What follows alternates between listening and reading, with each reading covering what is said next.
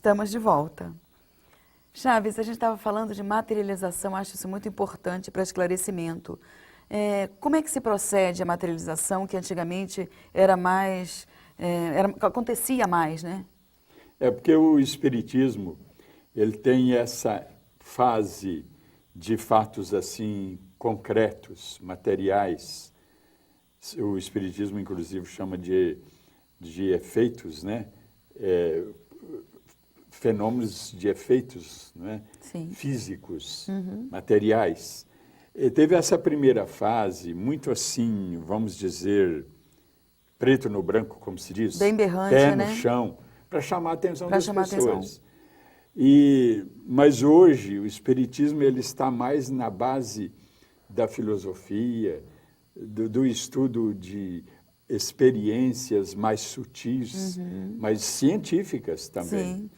Agora, o espírito, quando se materializa, então ele usa o perispírito.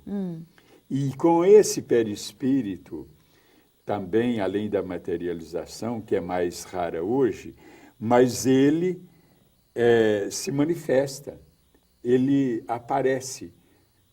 Kardec chamou isso de desdobramento. E a parapsicologia hoje chama também de desdobramento.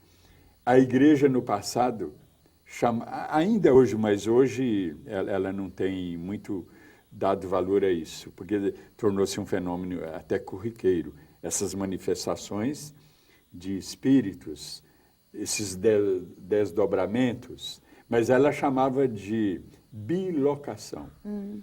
Então, os padres aí, por exemplo, estudantes seminaristas, estudam isso, aparições de santos em locais diferentes, quando eles eram vivos, ainda encarnados. Por exemplo, aconteceu muito com Santo Afonso Maria de Ligório. E é interessante observar que a igreja considerava isso um fenômeno sobrenatural, um fenômeno milagroso, como se fosse uma coisa assim muito própria só de um indivíduo muito santo, muito evoluído espiritualmente. E não, é um fenômeno que pode acontecer com qualquer pessoa. Mas alguns santos da igreja foram canonizados por esse detalhe de bilocação, saída do corpo. Eu não vou dizer que Santo Afonso Maria de Ligório, o italiano, o napolitano, eu não vou dizer que ele foi canonizado por isso e que ele não merecesse ser canonizado por outros fatores. Ele era um homem santo de verdade, exemplar cristão, vamos dizer. Porque a igreja, quando canoniza um indivíduo, ela simplesmente declara que ele foi um modelo exemplar para os cristãos, para os católicos. Ela simplesmente declara isso. E ela mesma diz que muitos santos, mais importantes ainda, não são canonizados. A maioria não é canonizada, porque não houve assim uma chance deles se tornarem conhecidos. Mas existem esses santos. Então, ele é santo não é porque ele é canonizado. É porque ele tem uma santidade exemplar e a igreja, então, dá esse selo para ele. Vamos dizer, selo de pureza, mostrando que ele foi um católico, um cristão verdadeiro. Mas aconteceu muito com esses indivíduos da bilocação, né? Aconteceu muito que ela canonizou santos por causa da bilocação, ou desdobramento. Então, o indivíduo está, por exemplo, aqui, e ele aparece, vamos dizer, lá na Itália. Materializado. Materializado. E alguém o vê lá. E isso acontece muito na hora da morte do indivíduo. Ele está morrendo, por exemplo, aqui em São Paulo, e ele aparece em qualquer lugar do mundo, vamos supor, lá na China, para um parente que mora lá. E isso é um fenômeno de desdobramento ou de bilocação, ou de aparições, a esse nome também. E lembrando que as próprias ressurreições de Jesus são as aparições dele para os apóstolos. Chaves, será que a transfiguração no Monte Tabor pode-se dizer que foi uma materialização? O uso do ectoplasma? E interessante observar que não foi só Jesus que viu Sim. Elias e Moisés, que haviam desaparecido aqui da terra há séculos e séculos, né? Por exemplo, o Elias havia 850 anos que ele tinha vivido na terra, no tempo do rei Acabe, né? Isso foi 850 anos antes de Cristo. E o Moisés, aliás, o Moisés, muito mais tempo ainda, ele morreu muito mais tempo, mais ou menos uns 1.300 anos antes daquele tempo ali.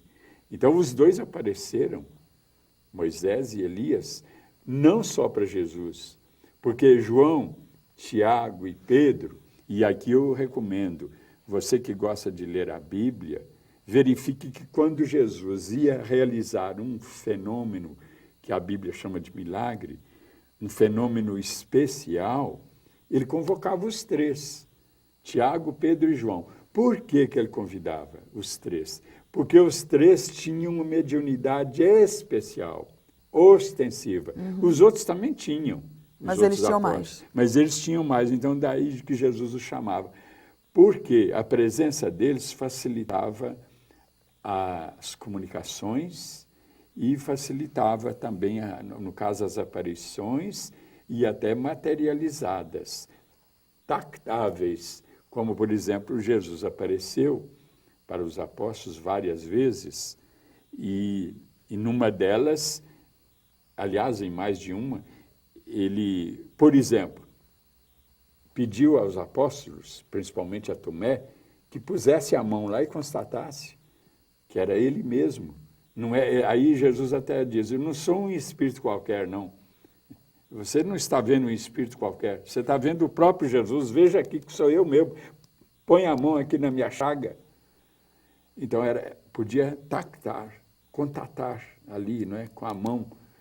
E agora, os apóstolos, o Tiago, Pedro e João, presentes ali, ajudaram a formar essa aparição tactável lá na transfiguração. Não fala lá que houve o tacto, mas houve o chamado ectoplasma, que é uma energia que sai do médium. Encarnado. Sai pela boca, sai pelas orelhas, sai pelo nariz, pelos olhos. E isso pode ser até fotografado, como, por exemplo, Ernesto Bozano começou a fotografar esses fenômenos. Chaves, nós vamos continuar nesse tema. Só um momentinho, não saia daí, vamos para um rápido intervalo.